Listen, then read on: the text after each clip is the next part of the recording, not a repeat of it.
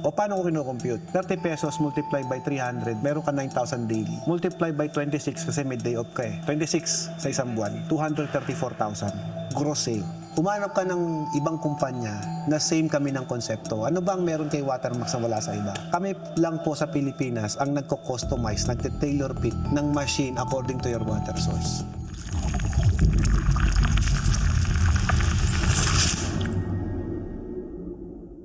Nice meeting you. Taga saan kayo, by the way? Mindanao po. Wow, Mindanao! Opo.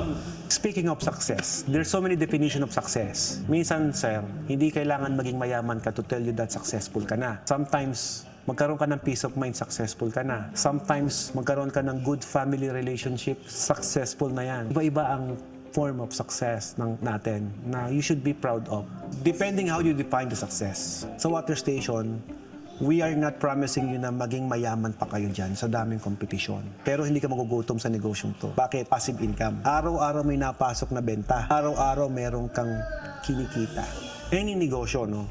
Hindi lang naman dito nag-a-apply yun. Pwedeng umapply sa yelo, pwedeng umapply sa washing machine. Kasi lahat po yan nirerentahan nyo lang. And all of these are form of services. O paano yung services? Water station actually, ang binibenta mo, serbisyo mo, hindi yung tubig. Kahit bigyan kita ng magandang makina, bigyan kita ng magandang sistema, kung papalta ka sa management, mababankrupt pa rin yan. But at least nabawasan natin yung chances na mababankrupt ka. Paano namin ginawa? Simple lang. Tayo kami ng negosyo na nag-generate ng income kahit wala kami.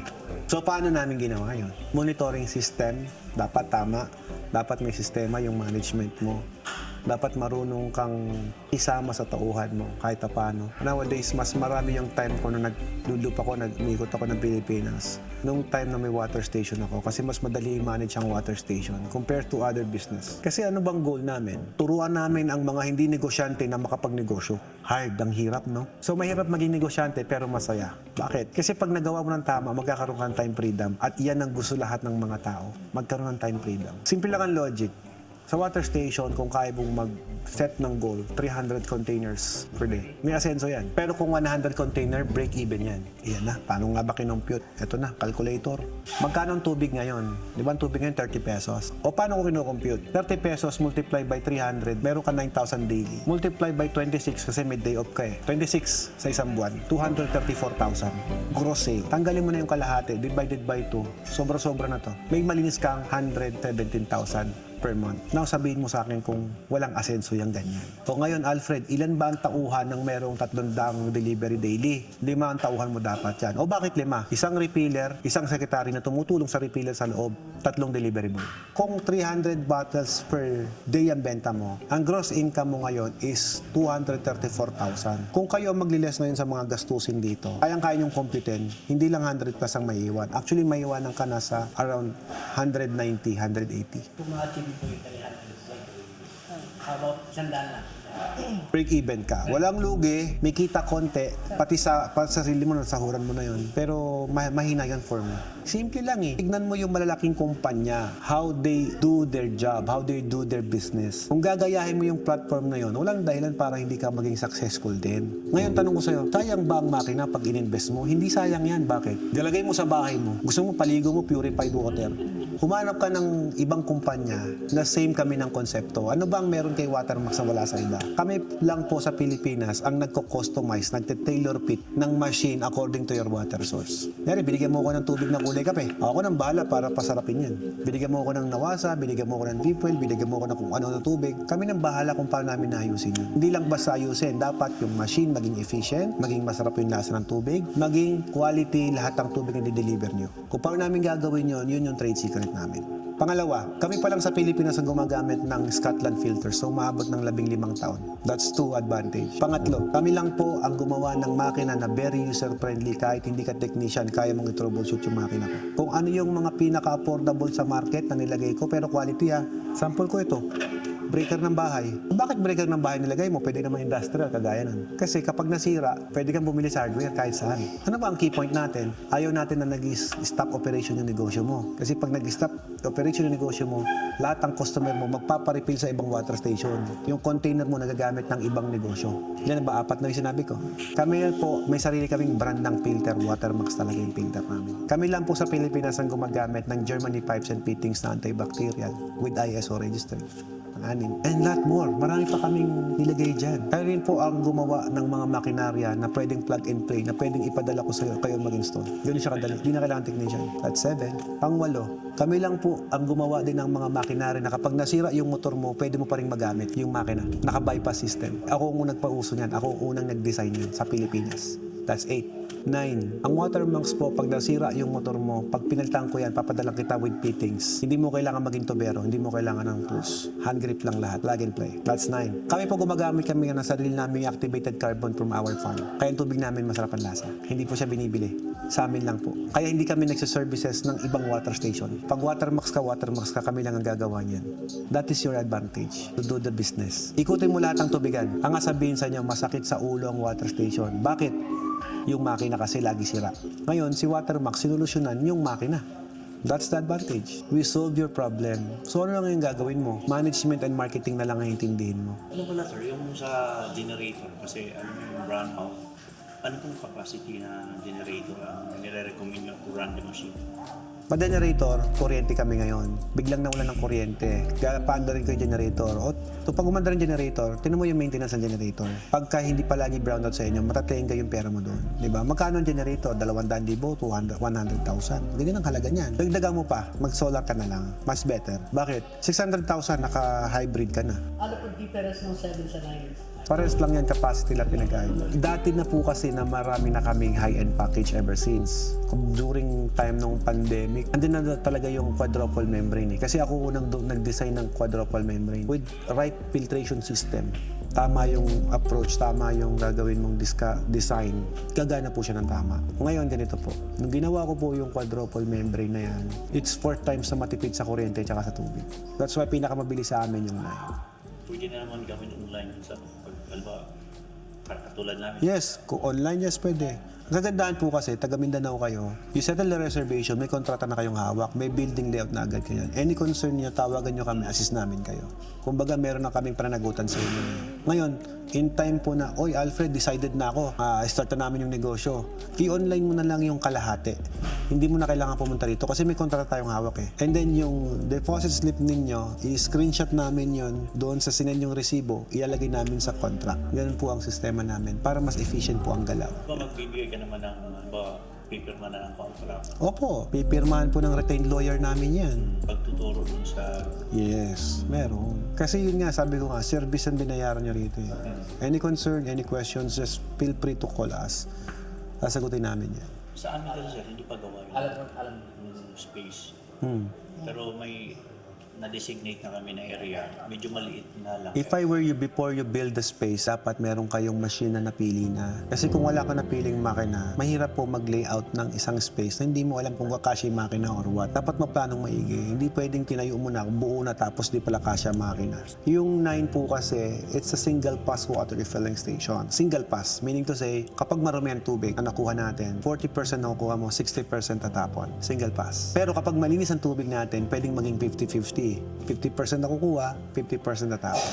Now, anong pinagkaiba ng 9 sa 10? Itong 10, and sa nitatapon mo yung 50%, nare-recycled ko pa yun, nagiging product pa ulit yun. So, nire-recommenda ko to kapag ang tubig mo ay binibili mo. Kunyari, nakanawasa ka, pa-Christian ka, kasi binibili mo kada litro ng tubig mo eh. Number 2, anong advantage niyan? It's twice na malakas sa 9. Malakas sa production. Capacity. So kapag malakas ang output rate, mas nagiging efficient po siya. Kung si 9 mo ay merong 12,000 gallons per day, ito may 24,000 gallons per day. Ano pang advantage? Advantage number 3. Pangatlong advantage po niyan, for example, yung tubig mo maalat, kaya po niyang gawing purified water yung maalat na tubig.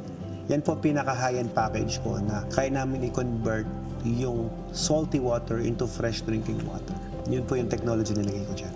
Pero yung size ng 9 sa 10 sir, halos Almost the same. Kaya lang magkaiba na ng linya to ng mga tubo. Kasi kailangan ma-compute natin yung recycled niya. Ang tank nito 3 na, yung 9 kasi 2 lang. Ang pump nito 4, yung 9 ay 3 lang. Maraming advantage yan. Sabi nila, mahal naman 200,000 difference. Pero boss, tingnan mo, computein mo kung magkano yung nilagay naming pyesa. Ang mamahal po nitong mga nasa harap eh. Yung monitoring center po, yan nakikita yun. Ano nang... Yes sir, monitoring center naka-indicate po dyan kung ano po yung status ng makina mo. Kaya po pag tinatawagan kami over the phone, kahit na po hindi namin pinupuntahan yung kliyente namin, naalam namin kung ano yung status ng makina. Minsan kahit picture lang na-assist namin sila. Pero usually, video call na po ngayon ng assistance, virtual na. So kahit di ka marunong dyan, kayo na ang kumakalikot niyan. Pero lagi dapat with our guidance. Kasi pag wala yung guidance namin, ginalaw ninyo, hindi namin acknowledge yun. Kasi pinakailaman nyo without informing us eh. Pero kung gagalawin nyo siya, oy Alfred, pipihitin namin yung ganito, i-adjust namin. I-assist namin kayo ngayon. Meron kami sa production ng mga tricycle, production ng mga tangke, production. Extra service namin na binibigay na instead na kayo yung mag-aabala pa maghanap ng tricycle, gagawin na namin for you. based on experience niyo. Apo. Magkano ang shipping papuntang Mindanao? Magkano ang shipping papuntang Mindanao? Yung iba umabot ng 50K. Kasama na yung truck Lahat. here. Lahat. Apo. Pero 15K. Saan pumunta? Tarlac, Bulacan, Pampanga, 5,000, di ba? Anywhere. Ma'am, ganito, if I were you, let us assist you doon sa paggawa ng building ninyo. I think that will be more better. Kasi kapag hindi namin kayo na-assist, ma'am, mas mahirap eh. As a supplier, nahihirapan kaming, ma'am, baguhin nyo to, tibagin nyo tong ganito. Nahihiya rin kami magpatibag ng mga mali. Yun ang totoo na. Sir, kung kukunin namin yung package 9, is there a certain meters or measurement for the building? Sa amin po kasi, tinadyasan kami ng DOH na dapat 25 square meter yung sukat ng building. Suggestion yun. O bakit suggestion? Eh kasi may mga 15 square meter, may permit pa rin. Kung ako po ang magsasuggest sir sa'yo, ang tingin ko sa water station, maliit na planta. Water station is a water plant. Nagkatayo ka ng planta mo. Ngayon, kung 25 square meter yung planta mo, di ba ang hirap gumalaw? Kaya kung mas malaki, mabibigyan mo ko ng mas malaking operational doon, much better. Kano po yung price difference ng 7 40K lang. Isipin mo yung 40,000 difference mo, naging twice na matipid sa kuryente. Kung 20,000 lang bill mo sa kuryente, magiging 10K lang. So within 4 months, yung 40,000 mo, ROI na. So bakit mo titipirin yun? 40K lang eh. Saka di ko naman sa bulso ko napunta yung 40K na yun. Napunta rin yun sa ibabayad mo, supposed to be, sa kuryente mo. Sir, kuryente pala pinag-uusapan natin, hindi pa yung tubig. Parang ganito po yan, para mas madali nyo maintindihan. Kung 4 na piso ang puhunan mo sa package 7, yung package yan 2 piso lang. Yung puhunan yung laman ng isang container na gano'n. Yung gano'n na yan, kita niyo yan. Yun. Sa 10, mga piso na lang yan eh. Wala pang piso, puhunan mo din. Maganda yung 10 if ako yung magre-recommend. Pero syempre, binabasa ko din po yung mga bumibili niyan. For example, gusto nyo 9 dahil deep well naman kayo, okay yun, good decision. Pero kung nakanawasa kayo, ipupush ko talaga 10 kasi binibili nyo tubig nyo eh. Pwede naman mag-reserve, mag-upgrade anytime. Yes, sabihin nyo lang, Upgrade, downgrade. walang problema sa akin yun. Speaking of yellow, Yes sir, meron din kayo na. kumpleto kami dito. Yung yellow ba ay From pinakamalit hanggang pinakamalaki, meron kaming yelo. Sir, ang yelo namin, sir, kasi sigurado nakapag-inquire, sabi mo nga nakapag-inquire ka na rin sa iba. Little bit iba ang presyo namin. Bakit? Kasi yung 1 tonner namin 3-phase, hindi single phase. Germany po yung sa amin eh. Technically, magkaiba ng presyo yan. Yung control panel ko po ngayon is Germany. Schneider po yung brand. Pati yung mga PLC ko. Ngayon po, kung sakasakaling hindi maayos, halimbawa lang, worst case scenario, doon yung time na magbubuk na tayo ng ticket para puntahan namin kayo. If I were you, makipag-cooperate kayo na magpasi sa amin kasi mas makakatipid kayo doon. Okay, sabihin natin na, Alfred, libre naman ng warranty, may service warranty kayo, di ba? Libre naman. Eh yung transportation yan, di naman libre yun. Thank you, sir. Thank you for your time. Ma'am, thank you for your time. Pwede ba tayo magpa-picture kay sir? Oh, sure. Tara po, picture tayo.